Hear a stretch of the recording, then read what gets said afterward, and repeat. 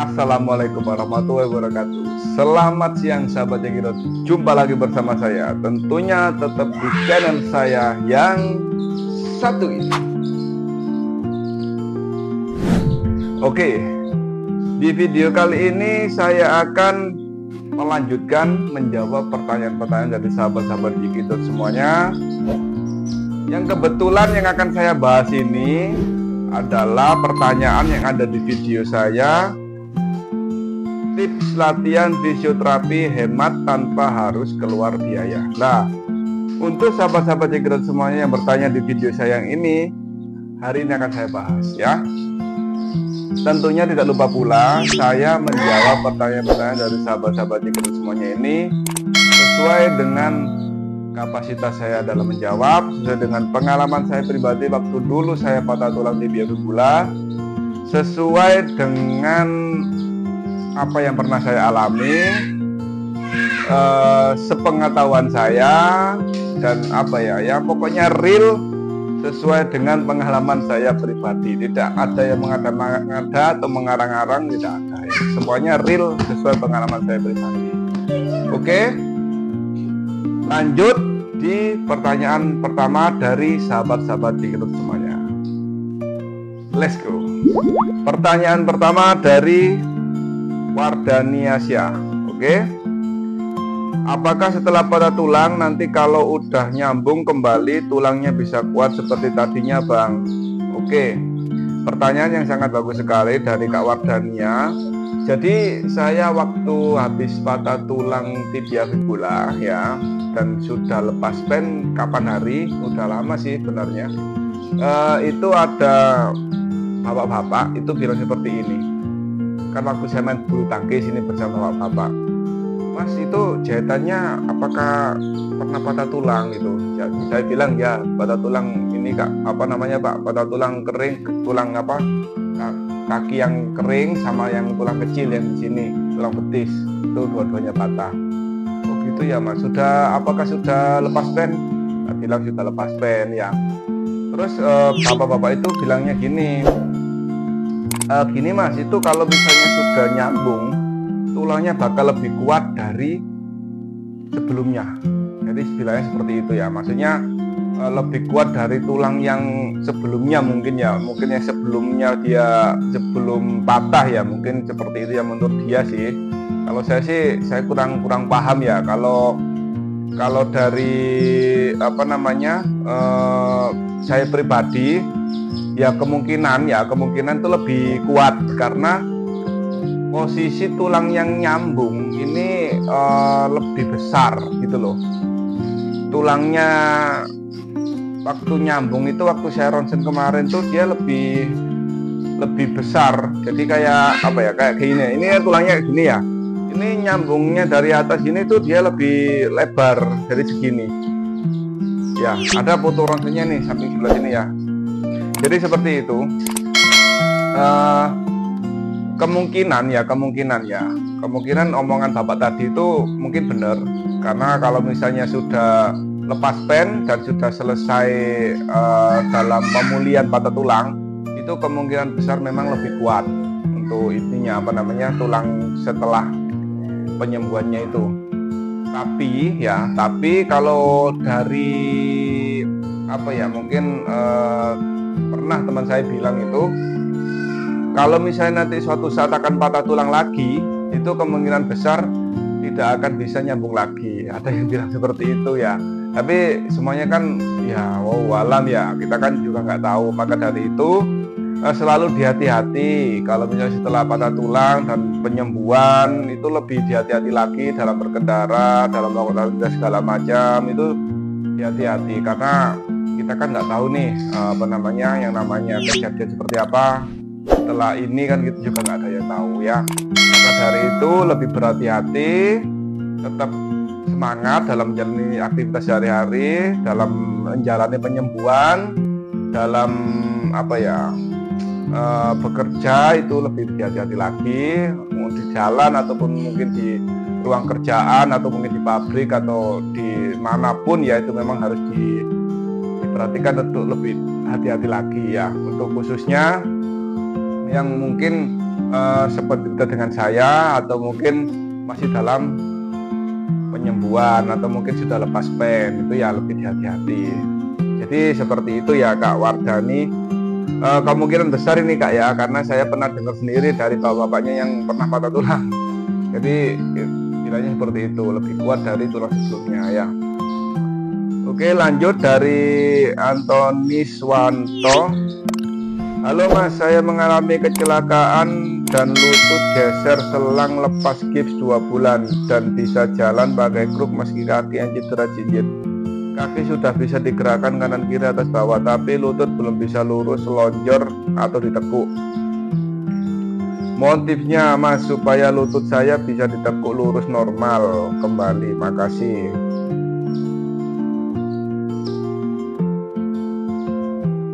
Jadi gini Bang, mengenai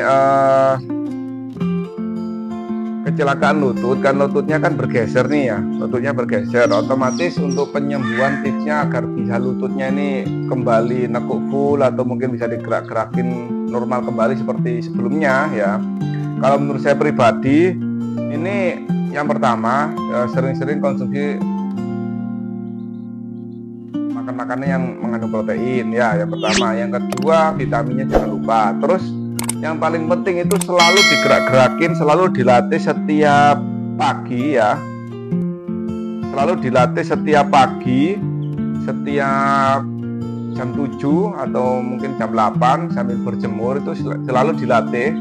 Sambil kalau misalnya sudah lepas kruk ya, itu ngelatihnya itu ya, kalau saya pribadi, menurut saya pribadi nih ya, itu ngelatihnya di ini kayak latihan waktu kita kena ankle itu di lutut, di lapangan bola yang apa namanya, yang rumput ya, karena kan banyak biasa ada lubang-lubang kayak ini apa namanya,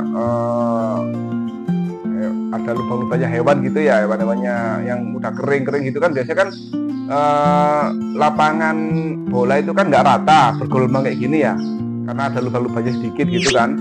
Itu diterapi di situ, nanti otomatis kita kalau waktu gerak jalan kaki, jalan pelan-pelan di area tersebut, itu kemungkinan nanti akan rata-rata sendiri dengan sendirinya. Itu kalau terapi saya seperti itu waktu dulu kena ankle ya, karena kan juga hampir sama kan pas ini kan apa ya, kalau dibilang orang Jawa itu ugel-ugel mata kaki, jadi hampir sama lah. Itu latihannya di situ, sambil dilatih mungkin latih kayak senam pagi, latihan lutut ya. Itu banyak sih tutorialnya di HP, di YouTube, atau mungkin di video saya juga ada latihan tutorial untuk penggerakan penguatan otot bagian lutut ya, untuk biar bisa nekuk full. Itu dilatih setiap hari. Yang penting sesuai dengan kondisi masing-masing ya, sesuai dengan kapasitas masing-masing, karena lokasi kakaknya ini kan cederanya kan bergeser di tempat itunya, lututnya ya. Jadi kemungkinan itu agak lama, karena kan pas lututnya seperti ankle itu ya. Jadi dilatih terus pokoknya ya. Semangat untuk Kak Antoni, pokoknya jangan sampai putus asa, karena pasti ya ada jalan keluar ya. Oke, lanjut dari Wiwin Sugiyarti. Saya juga habis operasi Kak, udah sebulan sama dokter, belum disuruh rehab medik, disuruh uncang-uncang saja. Uncang-uncang ini apa ya? Kakak jalan normal berapa bulan? Soalnya saya jalan pakai tongkat, gak boleh napak. Jadi saya belajar jalan normal tanpa menggunakan kruk itu 3 bulan Kak. Waktu belajarnya ya, waktu itu 3 bulan itu udah disuruh dokter. Belajarnya 2,5 bulan ya. Jadi kalau misalnya waktu saya menggunakan 2 kruk dan sudah nampak full ya, udah nampak full itu sekitar 2 bulanan kalau nggak salah ya, nampak full sekitar 2 bulanan. Gunakan 2 kruk tapi nampak full sekitar 2 bulanan ya. Itu saya latih sendiri tanpa persetujuan dari dokter, jadi seperti itu. Nah, untuk kakaknya ini kira-kira patahnya di mana? Kalau misalnya patahnya seperti saya, mungkin bisa ditiru itu latihan-latihan saya di video saya sebelumnya juga banyak sekali. Atau mungkin lokasi patahnya di tempat yang lain ya. Yang penting selalu dilatih di pagi hari sambil berjemur, jangan lupa vitaminnya, makan yang banyak ya, makan yang mungkin berprotein, atau mungkin makan makanan yang ada mengandung kandungan untuk pertumbuhan tulang ya. Oke, jadi seperti itu. Oke, lanjut dari Novevi. Rumahnya besar dan halamannya luas. Sidoarjo mana kak?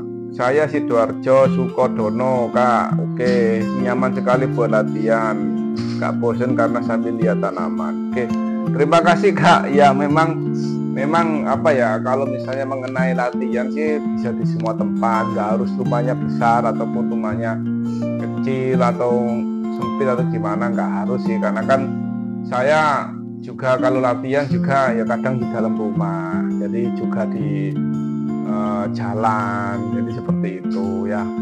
Yang penting disyukuri aja apa yang ada ya. Yang penting tetap semangat, selalu bersyukur dengan apa yang telah diberikan. Untung-untung kita masih dikasih hidup, masih dikasih keselamatan ya, hanya sebagian dari diri kita aja yang berkurang. Jadi seperti itu ya. Semangat untuk Kak Novi, semoga sehat-sehat selalu dan tetap fokus ya dalam pemulihan apapun itu bentuk pada tulangnya. Oke. Ini pertanyaannya cuma sedikit, ini sahabat cekidot. Berarti berakhir di sini untuk pertanyaan yang di di video saya, tips latihan fisioterapi hemat tanpa harus keluar biaya. Oke. Akan saya lanjutkan di pertanyaan selanjutnya, tapi di video saya yang akan datang. Oke. Ini tadi di sesi ke-20 saya menjawab pertama dari sahabat-sahabat cekidot semuanya. Nanti akan ada di sesi selanjutnya, saya akan menjawab pertanyaan-pertanyaan dari sahabat-sahabat cekidot semuanya.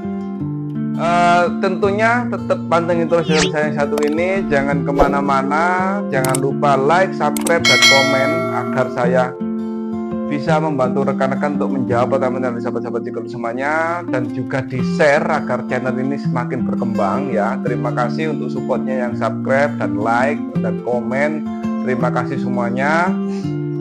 Jangan lupa tetap konsisten, tetap fokus, tetap semangat dalam penyembuhan, dan jangan mudah putus asa atau mungkin ragu-ragu dalam melakukan aktivitas sehari-hari, takut kenapa-napa karena habis patah tulang. Jangan ragu-ragu, pokoknya sesuaikan dengan kapasitas masing-masing, kondisi masing-masing, jangan terlalu dipaksa ya. Kalau terlalu berat silakan diganti dengan latihan fisioterapi menurut kalian pribadi tapi gerakannya lebih ringan. Oke? Salam cekidot dan let's go.